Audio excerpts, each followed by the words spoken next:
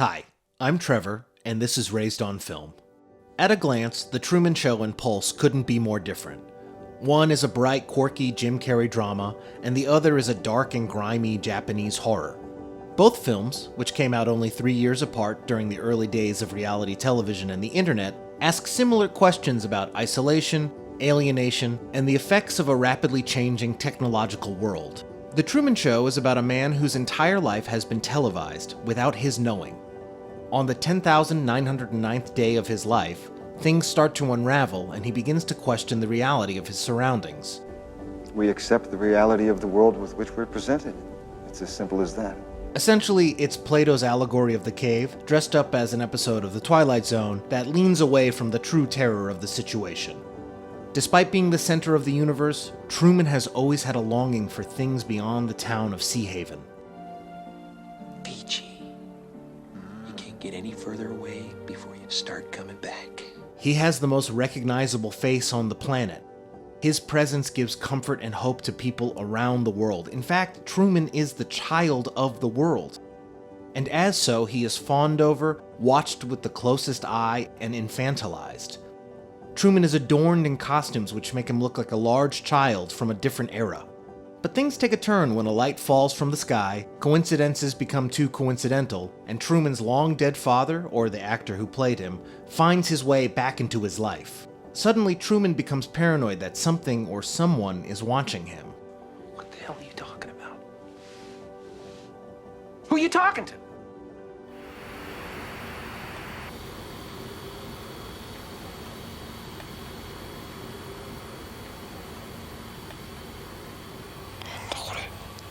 Pulse is a Japanese horror film from 2001 which not only predicted some of the subtler negative side effects of the internet, but also paved the way for what horror films would look like and sound like for the next decade.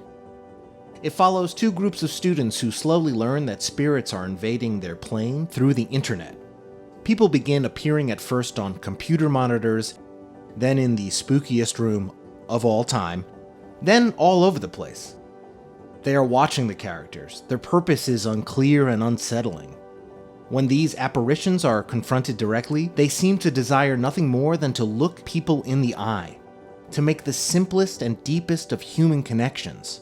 And in the technologically accelerating world of the film, this connection is enough to drive people mad with loneliness. They begin disappearing, at first isolating themselves from others, only then to fade into stains of their former selves, and decorating the already murky world of the film with an ashen veneer. Pulse paints the rapidly changing technological world of the late 1990s/early aughts as an ugly, desolate place, where the advancements offered come at the cost of connection, and people literally evaporating. Meanwhile, The Truman Show proposes that technology will alienate us by redefining what truth is. Truman is the lone spark of reality in a completely fabricated world, the only truth in a realm of lies. But even Truman knows that there is no truth in himself, not without real connection to others, which he is unable to have as everyone in his life is a puppet, or a bad actor, or selling something. It's a chef's pal. It's a dicer, grater, peeler all in one. Never needs sharpening, dishwasher safe. The world of the film is one with its arms wide open to technological advancement. Truman is lauded across the globe for being an unknowing celebrity prisoner. His life has been commodified. That's true. Everything on the show is for sale, from the actor's wardrobe, food products, to the very homes they live in. And, of course, all of it available in the Truman catalog. Technology, television, and mass media have built an ideal world in which Truman is completely isolated, while around the world people use him to connect to some semblance of reality.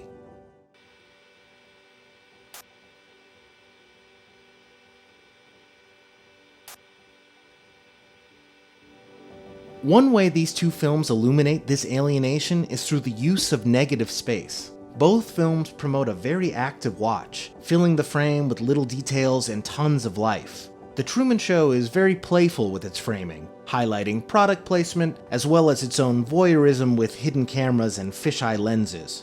Or even taking moments to search out and find Truman amidst all the noise. We are the ones watching, even though we shouldn't be. Pulse loads its negative space with potential from the beginning. Characters are framed off-center or to the side. The camera starts or lingers for just a little too long, leering like an errant eye. A little too much attention is given to the blank spaces in the back. Is that a shadow or just a person? Or is that a person or a specter?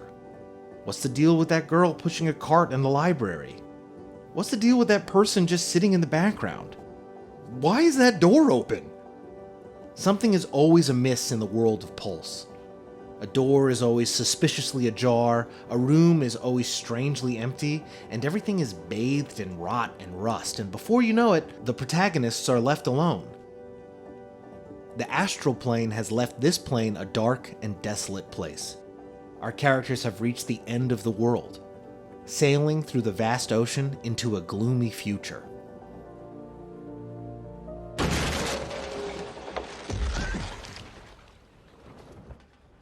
The end of Truman's world is a great revelation. All of his paranoia and suspicions made flesh. His sea, his sky, have all become negative space. The idealized, brightly lit, colorful world of Sea Haven gives way to an unforgiving darkness, the very definition of negative space. But rather than cower from it, or retreating to the safe, perfect universe created just for him, he steps from the spotlight into the darkness and out of the clutches of the technological facade which governed his life and the life of people all around the world. Well, sort of. No, I'm okay. What else is on? Yeah, let's see what else. Where's is the on. TV guy? The Truman Show and Pulse are two films which tackle themes of technology and alienation from very different points of view. Despite how different they are, they couldn't be more similar. Both films are prescient, very entertaining, have aged incredibly well, and speak to the human cost of advancements in technology.